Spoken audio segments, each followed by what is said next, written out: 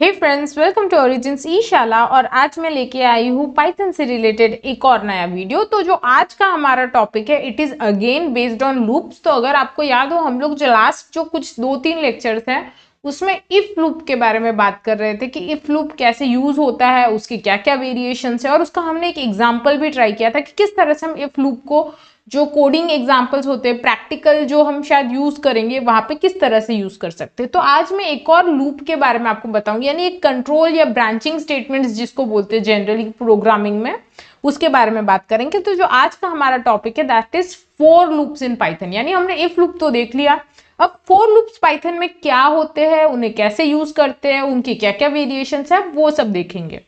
तो जो हमारा फोर लूप है, सबसे पहले कहाँ यूज होता है। अब लेट्स से आपको कोई ऐसी चीज करनी है जो रिपीट होनी चाहिए बार बार based on certain condition. Condition क्या होगी? यूजली नंबर होगा। जैसे मैं बोलूं कि लेट्स से अगर मैं 5 तक जो मेरा नंबर है, जब तक मैं 5 तक नहीं पहुंचूं मुझे नंबर प्रिंट करवाना है, तो it is a kind of loop. यानी जब तक 5 नहीं आ रहा मुझे उसको बार बार रिपीट करना है स्टेटमेंट को, राइट। तो वहां पे हम लोग फोर लूप का यूज करते हैं। अब यहाँ पे अगर मैं बोलूं कि इसका सिंटेक्स क्या है, तो एक अगर आप देखोगे ना, मैंने लिखा है फॉर वैल्यू इन सीक्वेंस। अब ये सीक्वेंस क्या हो सकता है? जैसे मैंने बोला कोई नंबर हो गया पर्टिकुलर कि 5 हो गया, राइट, वो नंबर हो सकता है, या कोई लिस्ट हो सकती है, या कोई टपल हो सकता है। तो इस तरह से जो हमारा पाइथन के अंदर जो फॉर लूप है वो सिर्फ एक नंबर या एक स्ट्रिंग पे रन नहीं होगा, it can be also a part of list, tuple, dictionary, इन सब चीजों पे भी आप फॉर लूप यूज कर सकते हो। तो फॉर लूप जो है इन शॉर्ट आपको काफी ज्यादा फ्लेक्सिबिलिटी देता है जब आपको कोई टास्क रिपीटेटिव करना है। अब इसका जो एग्जांपल है मैं आपको एक जनरली करके दिखाऊंगी प्रोग्रामिंग में कि किस तरह फॉर लूप हमारे कोड को छोटा कर देता है और हमारा जो कोड है उसको रीडेबल और इजी बनाता है। तो चलिए अब देखते हैं हमारा प्रैक्टिकल कोड। तो देखिए हम आ गए हैं हमारे कोड एडिटर पे, यानी VS कोड पे। तो ऑब्वियसली हमेशा मैं जैसे बोलती हूँ कि अगर आप कोडिंग कर रहे हैं तो सिर्फ कोड देखो मत, please practice it along with me. उसमें कुछ और खुद से वेरिएशन डालो तो आपको जो कोडिंग है वो एक्चुअल में स्ट्रांग होगा प्रैक्टिस के थ्रू। अब हम बात कर रहे थे फोर लूप्स की। तो फोर लूप में मैंने जैसे बोला कि इसका सबसे पहले तो हम देखते भाई ये एक्चुअल में जरूरत क्यों पड़ती है इसकी। लेट्स से मुझे है ना नंबर प्रिंट करवाने 1 to 5 तक, और इस तरह से करवाने कि जो वैल्यूज है ना वो हर बार, मतलब 1 आया तो 1 दिखना चाहिए, 2 है तो दिखना चाहिए। तो मैं यहाँ पे लेट्स से लिखूंगी x equal to 1 print x, right. अब यहाँ पे मैं 1 लिख रही हूँ, 1 प्रिंट हो जाएगा। अब मैं बोलूँ कि फोर लूप नहीं है मेरे पास, लेट्स से ये कंसिडर मैं कर रही हूँ कि I don't have a for loop. तो अब मुझे 2 भी प्रिंट करवाना है, 3 भी प्रिंट करवाना है। तो जो हमारा बोलते हैं ना एकदम लेमैन तरीका, यानी जो बिल्कुल देसी तरीका, भाई ज्यादा कुछ आता ही नहीं है, तो क्या करेंगे, इसको कॉपी करके नीचे मैं पेस्ट करती जाऊंगी। यहाँ पे हो जाएगा 2, यहाँ पे हो जाएगा 3, पे हो जाएगा 4, और यहाँ पे हो जाएगा हमारा 5 प्रिंट। तो ऑब्वियसली अगर आप ये कोड देख रहे हैं तो अगर आपने थोड़े भी मेरे वीडियोस फॉलो किए हैं या आपको पाइथन का थोड़ा बहुत नॉलेज है, आपको डेफिनेटली क्लियर होगा ये प्रिंट होने वाला है, not a issue with it. तो देखिए 1 2 3 4 5। अब एक चीज यहाँ पे जो हो रही है कि कोड प्रॉपर काम कर रहा है, but the line of codes, अगर आप लाइन देखेंगे कि कितने हमने लाइन्स लिए, सिर्फ प्रिंट करवाना था 5 हम लोग को, 1 से 5 तक, हमने उसके लिए 10 लाइन का कोड ले लिया।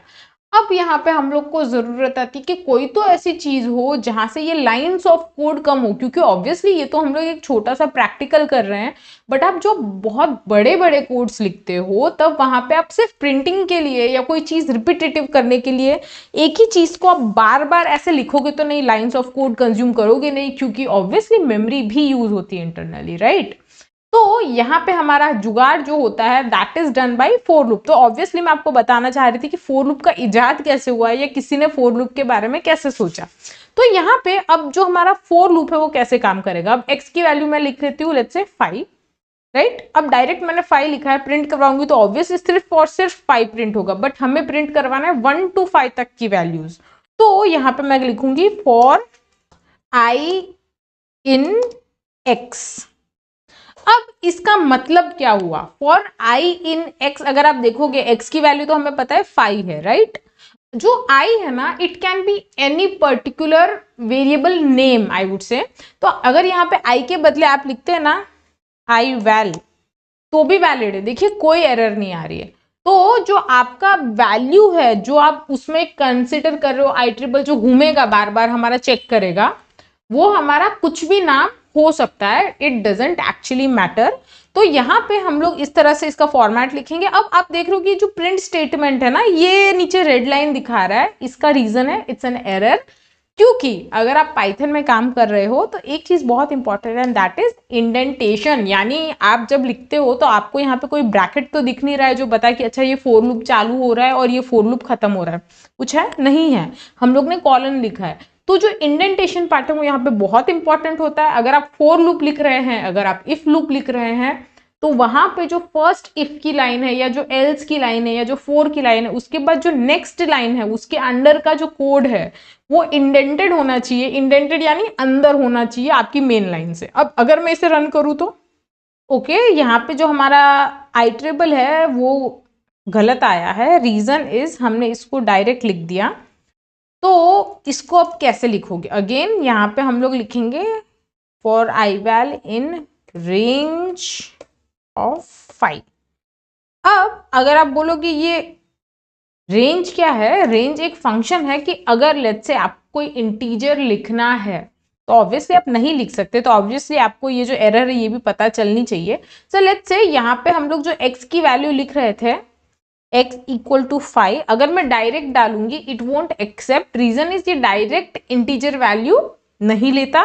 बट यहाँ पे हमको चाहिए तो वही प्रिंट करवाना है कि 5 तक प्रिंट हो, तो कैसे कराओगे? यहाँ पे हमारे पास एक फंक्शन होता है that is known as range function. Range function जो है ना, इसके अंदर जो भी आप वैल्यू लिखते हो it actually prints up till that value, यानी उस वैल्यू तक प्रिंट करवाएगा। अगर इसको अब मैं रन करूं तो देखिए 0 1 2 3 4 आया है, यानी इसने 4 तक प्रिंट किया है, 5th वैल्यू नहीं प्रिंट की है। रीजन ये हमारा टिपिकल देसी कंप्यूटर वाली चीज है कि जो आप लास्ट वैल्यू लिख रहे हो ना, ये उसको नहीं देख रहा, ये देख रहा है कि मैंने यहाँ पे 5 लिखा है, राइट? अब अगर आप 5 तक देखोगे, यहाँ पे जो प्रिंट हुए हैं इट इज ऑल्सो इंक्लूडिंग 0। तो 0 1 2 3 4 गिन के देखो हाथ पे 5 आ जाएंगे, बट वो 5th जो वैल्यू है वो कंसिडर नहीं हुई। सो लेट्स से मुझे अगर 5 प्रिंट करवाना है तो इसको मैं लिखूंगी 6, क्योंकि ये यहाँ पे वैल्यूज 6 प्रिंट करेगा, राइट? तो अब इसको सेव करके मैं रन करूंगी तो अब देखिए 0 1 2 3 4 5, यानी अभी वैल्यूज अगर आप उंगलियों पे गिरोगे ना 0 से लेके 5 तक तो 6 वैल्यूज है, पर उसकी जो रेंज है वो कहाँ पूरी हो रही है? 5 तक। अब ये हमने देखा रेंज फंक्शन। अब जो रेंज फंक्शन है यहाँ पे अभी भी 0 इंक्लूडेड है, पर मुझे तो 0 चाहिए ही नहीं था, तो 0 आया ना, गलत है। तो रेंज फंक्शन क्या इसमें कुछ हेल्प कर सकता है? यस, रेंज फंक्शन यहाँ पे क्या करेगा ना, रेंज का जो टिपिकल बोलते हैं ना, जो उसका फॉर्मेट ऐसा है कि जो आप जो ब्रेसेस लिखते हो उसके अंदर आपका होता है स्टार्ट बिट, यानी start point I would say, and point, और हमारा होता है फैक्टर। फैक्टर यानी कितने हम लोग को स्किप करने हैं या वैसे। तो अब इसको मैं आपको एकदम अच्छे से बताती हूँ। सबसे पहले तो इसको हम करेंगे क्या, ये जो 6 था हम लोग अभी भी 6 ही रखेंगे।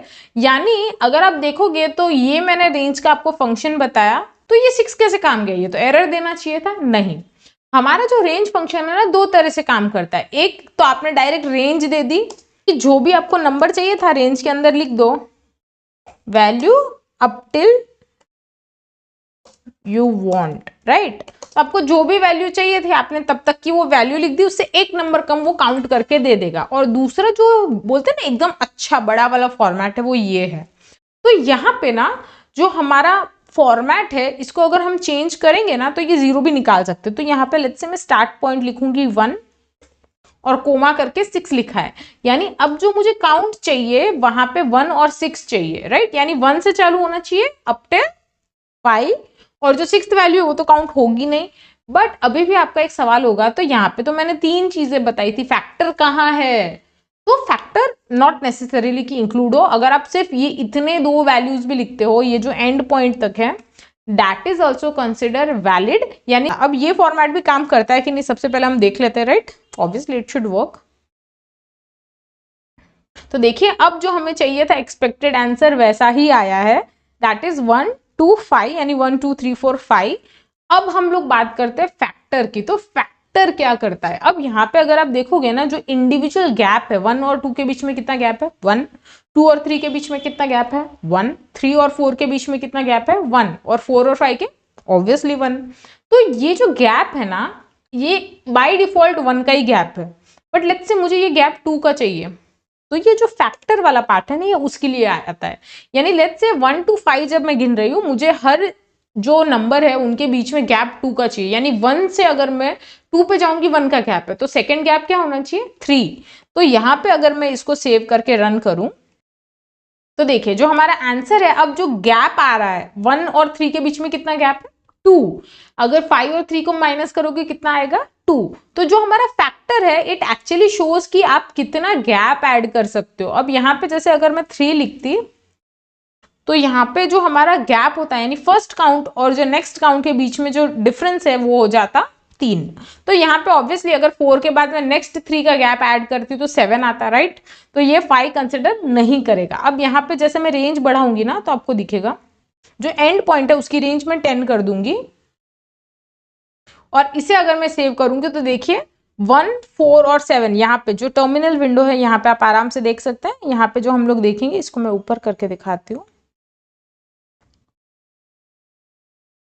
तो देखिए 1, 4 एंड 7, यानी यहाँ पे जो हमारा स्टार्ट पॉइंट है दैट इज 1, लास्ट वैल्यू जहां तक मैं गिनने वाली थी दैट वाज 10, और जो बीच में गैप है, यानी एक जो हमारी वैल्यू आ रही है उससे नेक्स्ट वैल्यू का कितना गैप है 3 का। तो ये हमारी 3 वैल्यूज प्रिंट हुई, क्योंकि अब नेक्स्ट वैल्यू जो होती दैट वुड बी 11, तो ऑब्वियसली रेंज में नहीं है। तो ये मैंने आपको मोटा मोटा बता दिया कि भाई जो हमारा फोर लूप है वो बेसिक, जो बोलते हैं सबसे बेसिक यूज है फोर लूप का, वो कुछ इस तरह का होगा जहां पे आप रेंज को इस तरह से यूज करोगे। अब जो हमारा सबसे इंपॉर्टेंट पॉइंट था वो कि यहाँ पे हमारा इस कोड में क्या फायदा हुआ है। अगर आप देखोगे ना, जो इनिशियल जो मैंने लिखा था x इज इक्वल टू आई और फिर प्रिंट करवाया था सिर्फ पाई वैल्यूज प्रिंट करने के लिए, मुझे वहां पे 10 लाइन का कोड लिखा था। और यहाँ पे वही प्रिंट अगर मैं कर रही हूँ, ऑब्वियसली जो इनिशियल वाला है अगर मैं वो लिख दूं वापस जो 6 है, तो भी आप देखोगे it is just 3 lines of code, यानी आपने जो कोड था उसको सीधा 1/3 कर दिया है। तो जहां पे भी हमको कोई टास्क रिपीट करना है आपके कोड के अंदर, तो आपका for loop is a very very good option. और कब तक, जब तक आपकी रेंज पूरी नहीं होती है, जो आपका सीक्वेंस है जहां पे आप खत्म करना चाहते हो वो नहीं आ रहा है, तो आप फोर लूप यूज डेफिनेटली कर सकते हो। अब ये तो मैंने बता दिया भाई बेसिक फोर लूप क्या है, बट इसके वेरिएशंस क्या क्या है वो भी तो पता होना चाहिए, राइट। तो यहाँ पे अब वेरिएशन में क्या होता है ना, आप फोर लूप कहाँ कहाँ रन कर सकते हो। जैसे मैंने बोला था इंटीजर पे ये काम नहीं कर रहा, बट लेट्स से ये स्ट्रिंग होती, फॉर आई वैलिड एक्स अगर मैं करती, अब will it be a valid value. Let's see, इसको रन करूंगी तो देखिए यस, स्ट्रिंग पे ये बराबर काम कर रहा है। तो यहाँ पे आप देखो कि जो स्ट्रिंग था उसने क्या किया है, हमारा स्ट्रिंग क्या होता है, इंडिविजुअल कैरेक्टर को जब आप सम अप करते हो तो स्ट्रिंग बनती है, राइट। तो यहाँ पे हमारे जितने भी वैल्यूज थे उसको in the form of character दे दिया है। यानी अगर आपके पास कोई स्ट्रिंग है, और ऑब्वियसली ये छोटी स्ट्रिंग की बात नहीं कर रही हूं मैं, कितनी भी बड़ी स्ट्रिंग ले लो, उसको अगर आप इस फॉर्मेट में रन करोगे, आपका जो भी डेटा है इंक्लूडिंग द स्पेस, वो आपको इंडिविजुअल प्रिंट करवा देगा when it comes to string. तो ऑब्वियसली स्ट्रिंग के अंदर भी आप इस तरह से फोर लूप यूज कर सकते हो। तो ये एक मैंने बहुत बेसिक चीजें बताई। आप एक रेंज हो गई, यानी जो इंटीजर वैल्यू है उसको अगर आपको प्रिंट कराना है, आप डायरेक्ट नहीं लोगे तो रेंज लोगे। और ये हमने देख लिया स्ट्रिंग वाला पार्ट। इसके अलावा भी कुछ है क्या? यस, अगर आपको हमारे डेटा टाइप्स पता हो, वहां पे हमने एक डेटा टाइप देखा था दैट वाज लिस्ट।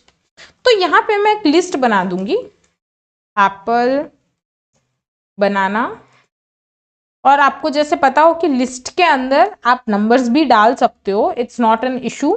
तो यहाँ पे एक 35 नंबर और 1.25 फ्लोट। अब अगर मैं इसको प्रिंट कराऊं, अगर इसको रन करूं मैं, तो देखिए रन हो रहा है, यानी जो फोर लूप है वो लिस्ट पे भी काम करता है। सिमिलरली अगर इसको मुझे टपल बनाना है, सबसे पहले तो अगर मैं बोल रही हूँ ना टपल और लिस्ट, आपको इनके बीच का डिफरेंस दिमाग में इमीडिएटली क्लिक हो जाना चाहिए कि लिस्ट क्या होती है और टपल क्या होता है, राइट। अगर आपने डिटेल में नहीं पढ़ा है तो भी नो वरीज, मैंने बेसिक डेटा टाइप्स में तो बताया ही था कि क्या क्या डिफरेंस होते हैं एक दो। तो यहाँ पे अगर जो ब्रैकेट है स्क्वायर के बदले में पैरेंथेसिस ले लूं, नॉर्मल जो हमारा सबसे बेसिक ब्रैकेट होता है वो अगर ले लूं, यहाँ पे इसको हम ले लेंगे पैरेंथेसिस, तो ये क्या बन गया, it's an tuple noun. Obviously internal differences बहुत ज्यादा होते हैं तो बोलते हैं, पर बेसिक जो है वो यही है कि आप ब्रेसेस चेंज कर रहे हो ना तो लिस्ट टपल में कन्वर्ट हो जाती है। तो यहाँ पे अगर इसको मैं रन करूंगी, इस पे भी काम कर रहा है। तो यानी आप लिस्ट और टपल पे भी फॉर लूप यूज कर सकते हो। अब हमारे पास एक और चीज होती है सेट, और सेट पे चलेगा क्या, ऑब्वियसली चलना चाहिए, है ना। सोचो सोचो, आर यू श्योर सेट पे जो हमारा लिस्ट वाला पार्ट है, टपल वाला पार्ट है और जो सेट वाला पार्ट है, तीनों एक जैसे ही है कि एग्जैक्टली मैंने अगर डेटा टाइप वाला आपने मेरा वीडियो देखा है या टाइप कास्टिंग वाला देखा है, आपको क्लियर होगा कि कुछ तो डिफरेंस होता है। तो सेट के ऊपर चलेगा कि नहीं चलेगा, आप सोचो, मैं रन करके दिखा देती हूँ। यस चलेगा, बट यहाँ पे ना एक चीज थी जो आपको ध्यान रखनी थी। अगर आप डिफरेंस देखने जाओगे ना, जो सेट और जो लिस्ट है और जो टपल है उसका डिफरेंस यहाँ पे आपको दिखना भी चाहिए। हम लोग जब लिस्ट और टपल प्रिंट कर रहे थे ना, एग्जैक्ट जो हमारा डेटा था वैसे के वैसे आया था, नहीं एप्पल सबसे पहले, बनाना 35 और 1.25 एग्जैक्ट प्रिंट हुआ था। सेट में देखो 1.25 पहले आ गया, बनाना फिर आ गया, 35 आ गया और फिर एप्पल आ गया। ऐसा क्यों? जैसे कि मैंने बताया था, जो सेट होता है ना उसके अंदर की जो वैल्यूज है उनकी कभी भी फिक्स्ड लोकेशन नहीं होती। यानी लेट्स से इसको मैं अगर फिर से रन करूं, there are very high chances कि फिर से कुछ अलग आ जाए। तो देखिए अब फिर से अलग आ गया, बनाना अब ऊपर चला गया, 1.25 आ गया, तो रन तो होगा, बट आप जब यूज करोगे ना you have to be very careful. Set के साथ आंसर देगा, बट जो वैल्यूज की जो लोकेशन है या जो सीक्वेंस है it won't stay the same, ये आपको ध्यान रखना है। अब हमने इन सब चीजों पे देखा, तो बेचारा एक चीज बच गया जिसको हमने चेक नहीं किया, एंड दैट इज डिक्शनरी। तो डिक्शनरी जो है हमारा, उसके ऊपर भी क्या हम यही फॉर लूप का जो फॉर्मेट है यूज कर सकते हैं। सबसे पहले तो जो डिक्शनरी होता है, अगर आपको पता हो, डिक्शनरी इज अ की value pair kind of thing, यानी कोई की होगी उसके सामने वैल्यू होनी चाहिए, ये हमारे डिक्शनरी का जनरल फॉर्मेट होता है। तो यहाँ पे हम वही कर देते हैं। अब जो एप्पल है इसके सामने मैं एक की लिख दूंगी, फ्रूट, यहाँ पे मैं लिखूंगी वेजी, और जो वेजी है इसके सामने ऑब्वियसली बनाना तो नहीं रखेंगे क्योंकि बनाना इज नॉट अ वेजिटेबल, तो इसके सामने हम कुछ वेजिटेबल का नाम ले लेंगे, may be a potato will do, potato. और ये जो नंबर्स है निकाल सकते हो, या फिर आप चाहो तो इनको भी कुछ वैल्यू दे सकते हो, क्या वैल्यू देंगे आपके ऊपर है। तो मैं यहाँ पे लिख दूंगी, या प्राइस लिख देते, राइट, तो मैं लिख देती हूँ प्राइस, और उसके सामने हो जाएगा ये, और 1.25 मैं निकाल देती हूँ, राइट। यानी अब ये हो गया मेरा डिक्शनरी का फॉर्मेट। अगेन आप एक बार देख लीजिए, की वैल्यू पेयर है, यानी की जो है वो है फ्रूट, उसके सामने वैल्यू क्या है एप्पल, वेजी जो है वो है की हमारी, और उसके सामने वैल्यू में है पोटैटो, फिर हमारी की है प्राइस और उसके सामने वैल्यू है 35। अब इसको मैं डायरेक्ट रन कर दूं, will it work? Yes it's working.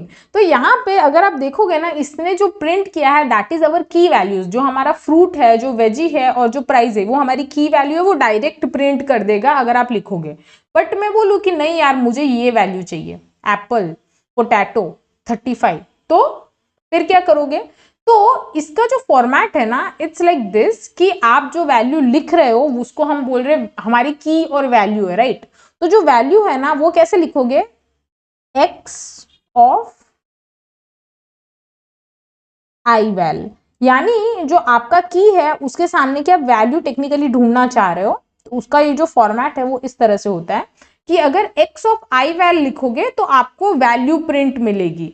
अब यहाँ पे जो वैल्यू है वो किस बेस पे आएगी, x ऑफ आई वैल लिखोगे फर्स्ट टाइम जब होगा फ्रूट, तो फ्रूट के सामने की वैल्यू एप्पल है तो वो प्रिंट होनी चाहिए। एक्स जो नेक्स्ट टाइम आएगा, जब नेक्स्ट फॉर लूप घूमेगा, तब होगी वेजी के सामने की वैल्यू दैट इज पोटैटो, और जो थर्ड वैल्यू है प्राइस, उसके सामने आना चाहिए 35। तो इसको अब मैं रन करूंगी क्विकली। अब आप देखो जो प्रिंट हुआ है that is Apple, potato and 35। जो इस बार हम लोग का जो पहले प्रिंट हो रहा था वो बाय डिफॉल्ट की प्रिंट होता है, और अगर आपको वैल्यू चाहिए आप उसको लिखोगे कैसे, एक्स और स्क्वायर ब्रैकेट के अंदर आपका जो काउंट होगा वो। अब आप यहाँ पे बोलोगे यहाँ पे भी काउंट ही हो रहा है, yes it is internally counting. जो फर्स्ट वैल्यू इसकी 0th पोजीशन, सेकेंड वैल्यू की फर्स्ट पोजीशन और सेकेंड जो थर्ड वैल्यू है उसकी सेकेंड पोजीशन। ऑब्वियसली क्योंकि हमें ध्यान रखना है जब भी आप कोडिंग में काम करते हो the count always starts from 0। तो ये हमारा जो हो गया वैल्यू। अब आप बोलोगे यार मुझे एग्जैक्ट ये जो फॉर्मेट है उसमें चाहिए, तो इसमें थोड़ा चेंज कर देते हैं ना। अब आपने ये तो देख लिया कि आई वैल लिख रहे थे तो हमारा तो सीधा की प्रिंट हो रहा था, तो आई वैल यानी हमको की देगा, कंफर्म, कोमा लगाएंगे और जो एग्जैक्ट फॉर्मेट है उसके लिए मैं बीच में डाल दूंगी कॉलन और कोमा लगा के एक्स वैल। तो यहाँ पे अगर आप देखोगे बोलोगे ये क्या किया मैंने, ऑब्वियसली आपको थोड़ा कंफ्यूजन हो सकता है, डोंट वरी। ये जो फॉर्मेट है ना इट्स लाइक कि अगर आप एक स्ट्रिंग लिख रहे हो तो स्ट्रिंग के अंदर हमेशा यूजुअली डेटा डबल कोट के अंदर होता है, राइट। पर यहाँ पे अगर आप देखोगे आई वैल जो है वो तो डिक्शनरी के अंदर का डेटा है, तो इसका डेटा टाइप अलग हो गया। एक्स ऑफ आई वैल जो हमने लिखा है that is also part of dictionary, but मुझे तो ये जो पर्टिकुलर स्ट्रिंग है कॉलन वाली उसके साथ प्रिंट करवाना है। तो ये हमारा फॉर्मेट होता है जो हम लोग को बाय डिफॉल्ट पाइथन के अंदर मिला है कि आपका जो फर्स्ट डेटा है ये जो भी डेटा है that is not a part of string, उसको कोमा से आप सेपरेट कर सकते हो। फिर मैंने स्ट्रिंग लिखी और फिर से कोमा लगा के नेक्स्ट पार्ट जो स्ट्रिंग नहीं था वो ऐड कर दिया। अब इसको मैं रन करूंगी, देखिए आपका जो एग्जैक्ट डिक्शनरी का फॉर्मेट है उस तरह से आपका फॉर लूप यहाँ पे डेटा प्रिंट कर रहा है। तो हमने जो बोलते हैं ना बेसिक्स ऑफ फॉर लूप है वो एकदम अच्छे से क्लियर कर लिए हैं। यहाँ पे हमने स्ट्रिंग देख ली, इंटीजर वैल्यूज रेंज कैसे यूज होती है वो हमने देखा। लूप के अंदर अगर आप देखोगे लिस्ट, टपल, सेट तीनों पे कैसे लूप करोगे वो देखा, और फाइनली हमने डिक्शनरी के ऊपर फॉर लूप कैसे यूज होता है वो भी देखा है। अब इसके अलावा भी और कुछ चीजें होती है क्या फॉर लूप में? यस डेफिनेटली होती है। तो सबसे पहले होता है हमारा ब्रेक स्टेटमेंट, कंटिन्यू स्टेटमेंट, पास स्टेटमेंट। अब आप बोलोगे ये कहाँ से एलियन वर्ड्स आ गए, तो डोंट वरी, ये एलियन वर्ड्स मैं आपको जल्दी ही समझाऊंगी नेक्स्ट वीडियो में, बट उसके लिए आपको हमारे चैनल को सब्सक्राइब करना होगा ताकि इसका जो नेक्स्ट पार्ट है वो आए। इस वीडियो में मैं इतना ही कर रही हूँ बिकॉज आई थिंक इतना हमने ऑलरेडी जो सीखा है इसको आपको ग्रास्प करना है और इसे प्रैक्टिस करना है। तो प्रैक्टिस कैसे करोगे, थोड़ा सा कोई भी एक आप वेबसाइट पे चले जाओ या कहाँ पे फॉर लूप के एग्जांपल्स देखो और अलग अलग टाइप के फॉर लूप्स ट्राई करो, तो आपको ये जो कंसेप्ट है दिमाग में बैठ जाए। इतना एक बार आप क्लियर कर लोगे फिर जो बाकी का एक्स्ट्रा पार्ट है हमारा वो आराम से हो जाएगा, वो जो मैं आपको नेक्स्ट पार्ट या नेक्स्ट वीडियो में बताऊंगी। बिफोर गोइंग, अगर वीडियो आपको इन्फॉर्मेटिव लगा है, हेल्पफुल लगा है, please like this video, subscribe to our channel for upcoming videos, notification icon पे क्लिक कर देना तो वीडियो आए तो आपको पता चल जाए। इसी के साथ don't forget to share it with your friends, teachers या कोई भी जिसको पाइथन में इंटरेस्ट हो। मैं मिलूंगी आपसे नेक्स्ट वीडियो में, till then bye bye, keep learning and keep growing. When you want to get off that darkest ground, but gravity pulls you straight down. Earth from a bird's eye view. You should grow feathers and see this too.